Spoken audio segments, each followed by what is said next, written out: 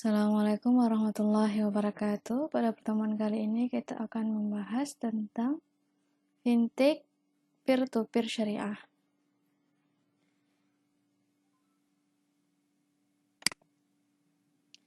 Jadi pertama, apakah fintech itu? Jadi sini ada beberapa pertanyaan. Jadi seperti apakah Anda sudah menggunakan layanan berikut? Yaitu seperti belanja online melalui aplikasi e-commerce atau online, kemudian bayar tagihan listrik, transfer uang dan beli pulsa via dompet digital, bayar belanjaan naik kereta, bayar parkir pakai uang elektronik. Jadi layanan keuangan yang pernah kita pakai, salah satu dari di atas ini tadi, misalnya kita transfer uang, bayar tagihan listrik dengan dompet digital, misalnya OVO, GoPay, ShopeePay, dan yang lain-lain, maka yang kita pakai tadi itu sehari-hari tersebut adalah bagian dari fintech. Fintech atau financial teknologi adalah istilah inovasi jasa keuangan yang menggunakan teknologi terbaru untuk memaksimalkan penggunaan produk keuangan dengan mudah. Kemudian dalam pembagiannya ada 4 kategori fintech menurut Bank Indonesia.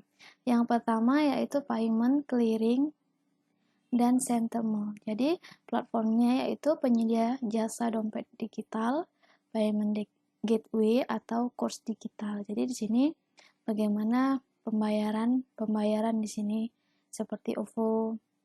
Kalau di Bank Indonesia itu ada KRIS gitu ya. Kemudian yang lain-lain. Selanjutnya adalah market support. Jadi agregator dengan beragam informasi agar pengguna bisa membandingkan dan membuat keputusan. Jadi di sini sebuah market supportnya. Jadi market supportnya ada beberapa. Jadi seorang tersebut bisa membandingkan mana yang ingin digunakan gitu. Kemudian yang ketiga yaitu deposit lending dan capital raising. Jadi platform yang mempertemukan pihak pemilik dana dengan pihak yang membutuhkan dana. Jadi di sini contohnya yaitu adanya pinjaman peer-to-peer. Contohnya yaitu peer-to-peer syariah ini tadi atau peer-to-peer lending, peer-to-peer funding gitu. Kemudian yang keempat adalah investment dan risk management, yaitu platform perencanaan keuangan dan pengelola investasi. Jadi di sini contohnya apa? Contohnya misalnya contohnya di sini Investri gitu.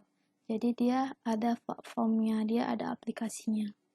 Kemudian di sini peer-to-peer, yaitu dari 4 macam fintech to peer-to-peer lending adalah salah satu fintech dengan penyelenggara terbanyak di Indonesia. Jadi OJK atau Otoritas Jasa Keuangan mengkategorikan fintech lending ke dalam industri keuangan non-bank. Jadi IKNB. Jadi industri ini telah bermunculan sejak 2017 hingga kini mencapai 158 fintech peer-to-peer lending dan masih akan terus berlanjut.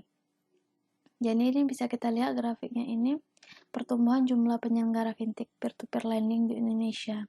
Jadi dari 2017 sebanyak 8 penyelenggara sampai kemudian 54, 2018, 2019 150, 2020 158. Jadi lebih lengkapnya kita bisa lihat di daftar ini ya. Kemudian konsep dasar dari peer-to-peer lending yaitu platform peer-to-peer lending identik dengan konsep dasar crowdfunding atau yang lebih mudah dikenal dengan istilah urun dana. Jadi peer-to-peer lending memiliki model bisnis patungan modal dalam satu proyek untuk mendapatkan keuntungan atau bagi hasil setelah proyek selesai atau proyek tersebut berhasil. Dengan menerapkan urunan atau crowdfunding, setiap orang dapat berkontribusi hanya dengan modal minim. Jika konsep serupa didukung internet, tentunya semakin mempermudah untuk mengumpulkan dana.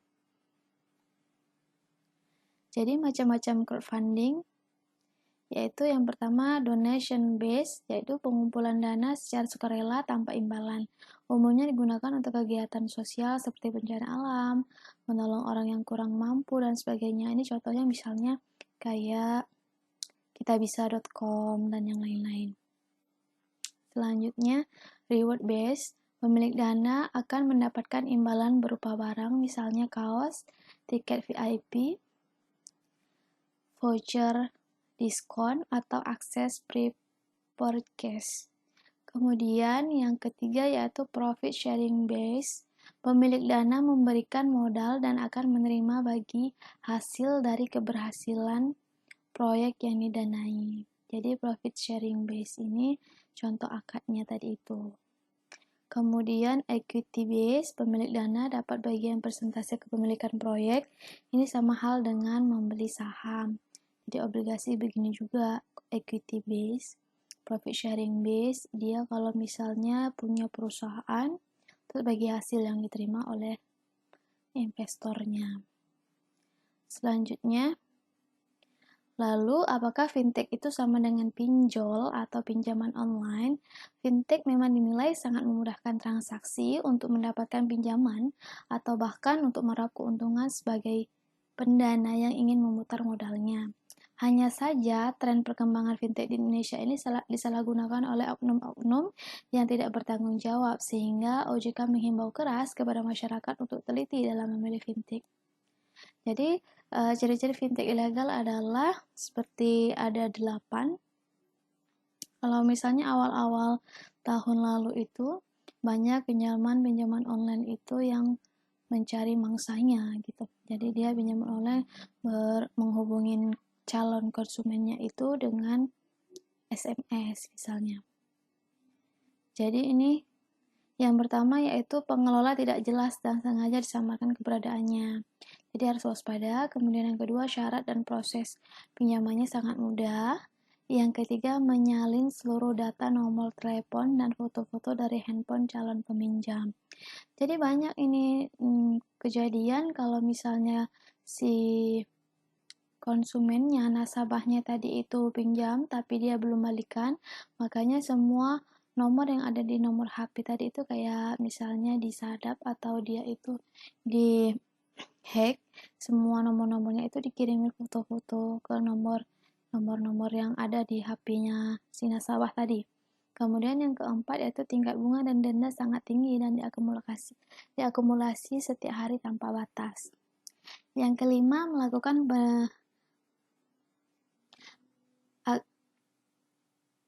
melakukan tagihan secara online dan intimidasi dan mempermalukan para peminjamnya. Itu dia menggunakan yaitu foto-foto tadi itu dari handphone peminjamnya tadi, misalnya ada foto-foto yang tidak bagus, dia pakai foto kita yang ada di galeri, kemudian lain-lain. Yang keenam, menjanjikan keuntungan tinggi dan cepat untuk pendana atau pemodal. Yang ketujuh adalah penyelenggara tidak menyediakan rekening perusahaan untuk transaksi. Yang kedelapan, tidak terdaftarnya dan diawasi oleh OJK dan lembaga-lembaga terkait seperti Kominfo, AFPI, dan jika syariah adanya DSN MUI serta AFSI. Ini contohnya yaitu contoh dari penyelenggara pembiayaan peer-to-peer syariah yaitu etis. Jadi caranya yaitu si pendana menyalurkan dana kepada penerima dana melalui etis. Jadi si pendana itu menyalurkan dananya dari penerima dananya ini.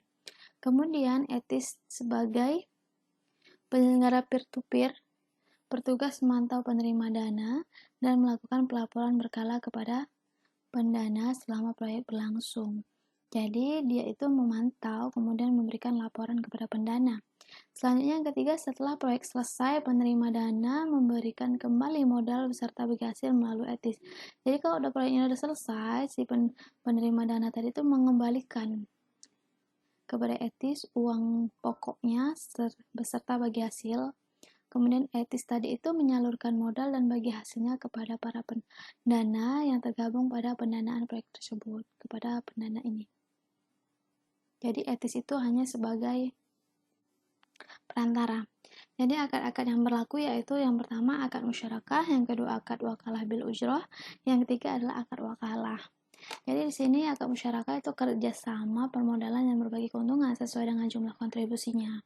Jadi penerima dana bekerjasama dengan pendana untuk sebuah proyek yang dijalankan. Dua pihak ini sepakat atas jenis proyek, durasi, angka bagi hasil, dan lainnya. Kemudian yang kedua yaitu akad wakalah bil ujrah, yaitu pelimpahan kuasa dari penerima dana kepada penyelenggara peer-to-peer untuk mencarikan dana yang dibutuhkan melalui website atau aplikasi peer-to-peer yang sudah tergabung di dalamnya komunitas pendana. Kuasa ini mengandung biaya agensi atau jasa penyelenggara peer-to-peer. Yang terakhir yaitu akad wakalah, pelimpahan kuasa dari pendana kepada etis untuk mengawasi proyek yang sedang berlaku dan memberikan informasi terbaru terkait proyek yang didanai. Kuasa ini tidak mengandung biaya agensi ataupun gratis. Jadi sebelum melakukan transaksi, jadi ada hal-hal yang harus dipahami, seperti nama proyeknya siapa, target pengumpulan dananya tuh bagaimana, dana yang terkumpul, proyek sini sebanyak berapa, tenor proyeknya berapa lama, akad yang digunakan akad apa, tanggal berakhirnya kapan, dan sisa waktunya itu berapa. Jadi ini tuh harus dipahami oleh calon pendana tadi itu. Misalnya nama proyeknya siapa, pemiliknya siapa, kemudian proyeknya itu namanya diikuti dengan lokasi pengerjaannya itu di mana gitu. Kemudian target pengumpulan dananya itu bagaimana, berapa gitu. Kemudian dana yang terkumpul itu jadinya berapa, nisbah bagi hasilnya berapa per berapa, tenor proyeknya itu berapa lama, misalnya 3 tahun kah, 2 tahun, 6 bulan gitu. Akad yang digunakan itu akad kerjasama kontrak apa, berakhirnya itu tanggal berapa, kemudian sisa waktunya itu berapa. Oke, demikian semoga dapat dipahami. Assalamualaikum warahmatullahi wabarakatuh.